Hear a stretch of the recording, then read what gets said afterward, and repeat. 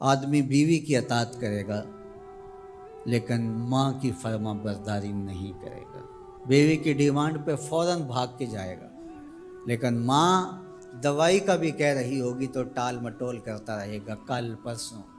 ہفتے گزر جائیں گے، ماں کے ساتھ جانا اس کو پسند نہیں ہوگا، ماں کی خدمت میں رہنا، اس کے پاس بیٹھنا اس کو پسند نہیں ہوگا، ماں دھکے سے بیٹوں کو بیٹیوں کو اپنے پاس بٹھائے گی لیکن بیٹھنا پسند نہیں ہوگا۔ وہ ادنا صدیقہ ہو وہ اقصا آبا ہو، دوستوں کے ساتھ بیٹھ کے گپ شپ لگانا مرغوب ہوگا، باپ کے ساتھ بیٹھنا پسند نہیں ہوگا، باپ کے پاس اولادیں نہیں بیٹھیں گی۔ اور یہ جو مصیبت آئی ہے اس نے تو گھر کے اندر بھی پاس بیٹھی اولاد کو بھی ماں باپ سے چھین لیا ہے، وہ وہاں بیٹھ کر کے بھی حاضر باش نہیں ہوتے۔ آپ کو اس دن میں نے درس قرآن میں جو مضمون رکھا تھا اس میں ایک لفظ تھا وَبَنِينَ شَهُودًا، وہ بیٹے جو حاضر باش ہوں وہ نعمت ہوتے ہیں، جو باپ کی خدمت میں بیٹھے ہوں، باپ کے پاس بیٹھتے ہوں، باپ کے ساتھ جڑے رہتے ہوں وہ نعمت ہوتے ہیں، اور جو باپ سے جان چھڑاتے رہتے ہوں، جی چراتے رہتے ہوں، پھنس گئے تو 2 منٹ بیٹھ گئے ورنہ نہیں، بالخصوص بوڑھے بزرگوں کے پاس تو اس دور کے اندر کوئی بیٹھنے کے لیے تیار نہیں ہوتا، وہ ترستے ہیں کہ ہماری اولاد ہمارے پاس بیٹھے، لیکن اولاد کی دلچسپیاں ہی کوئی اور ہیں، وہ انہیں اولڈ فیشن سمجھتے ہیں، پرانے زمانے کے لوگ دقیانوس، ان سے ہم بات بھی کیا کریں، یہ ہمارے زمانے کی باتیں نہیں سمجھتے۔ جب تم ان کے زمانے کی باتیں نہیں سمجھتے تھے، انہوں نے ایک لفظ پانی اور روٹی سکھانے کے لیے کتنی محنت کی تھی تمہارے اوپر، تم تو کچھ بھی نہیں سمجھتے تھے، تم تو حرف و صوت سے آشنا نہیں تھے، تم تو لفظوں سے آشنا نہیں تھے، انہوں نے کتنا وقت دیا اور ایک ایک حرف، ایک ایک لفظ، ایک ایک ہجا تمہیں بتایا، اور آج تم کہتے ہو یہ دقیانوس ہیں۔ کہا یہ قرب قیامت کی علامت ہے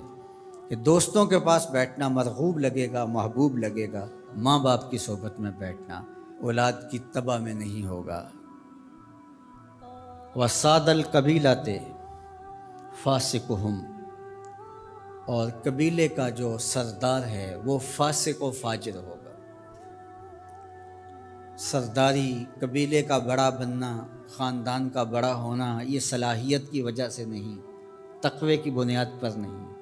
یہ چالاکی، مکاری، فسق و فجور کی وجہ سے، اس لیے کہ جس طرح کی قوم ہوگی اس طرح کے ان کے حکمران ہوں گے۔ کسی نے حجاج بن یوسف سے کہا تھا کہ تو نے حضرت عمر کا دور خلافت دیکھا ہے، تو ان جیسا انداز حکومت اختیار کیوں نہیں کرتا؟ تو اس نے 2 لفظی جواب دیا، تبازروا اتعمر لکم، اس نے کہا تم ابو ذر غفاری بن جاؤ، میں عمر بن جاتا ہوں۔ جب رعایا ابو ذر غفاری جیسی ہوتی ہے تو حکمران عمر فاروق جیسے ہوتے ہیں۔ جب ہم چور ہوں گے، ہم خائن ہوں گے، ہم بدکار ہوں گے تو اوپر رحمتوں کی چھتڑیاں تو نہیں تانی جائیں گی، اوپر بھی پھر یہی کچھ ہوگا۔ ایک روایت میں آتا اعمالکم امالکم، تمہارے اعمال ہی تمہارے حکمران ہوں گے۔ فرمایا کہ وہ اس بات پہ قادر ہے کہ وہ تمہیں اوپر سے بھی عذاب دے سکتا ہے، وہ چاہے تو نیچے سے بھی عذاب دے سکتا ہے۔ حضرت عبداللہ ابن عباس رضی اللہ تعالیٰ عنہ فرماتے ہیں اوپر کا عذاب یہ ہے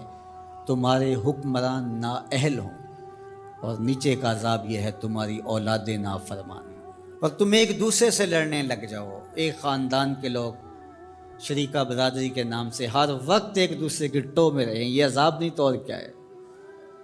ہر وقت بھائی بھائی کو نقصان پہنچانے کے چکر میں رہے، بہنیں اور بھائی آپس میں ایک دوسرے کے دشمن بنے کھڑے ہوں، ہمسایہ ایک دوسرے کی عزت کو اچھالنے کے لیے تیار کھڑا ہو، محلہ راحت کا ساماں ہونا چاہیے لیکن محلہ آپس میں ایک دوسرے کی عزت کو پامال کرنے کے لیے تلا ہوا ہو، خاندان، برادریاں جو کہ وحدت کی علامت ہونی چاہیے، یہ ایک دوسرے کو اذیت دینے کے لیے، تکلیف پہنچانے کے لیے، ٹو میں رہنے کے لیے، کسی کے عیب کو اچھالنے کے لیے، کسی کی بہن بیٹی کی آبرو کو اچھالنے کے لیے ہر وقت اسی چکر میں ہو، تو کیا یہ عذاب نہیں ہے کہ تم اپنے گھر میں بھی محفوظ نہ ہو؟ خاندانی لڑائیاں، شریکہ برادریاں، ان کی باہمی لڑائیاں، یہ فرقوں کی لڑائیاں، سیاسی جنگ و جدل، یہ کیا ہے؟ یہ اللہ کے عذاب کی ناراضگی کی صورتیں ہیں۔ اللہ تعالی ہمیں سچی توبہ کی توفیق دے۔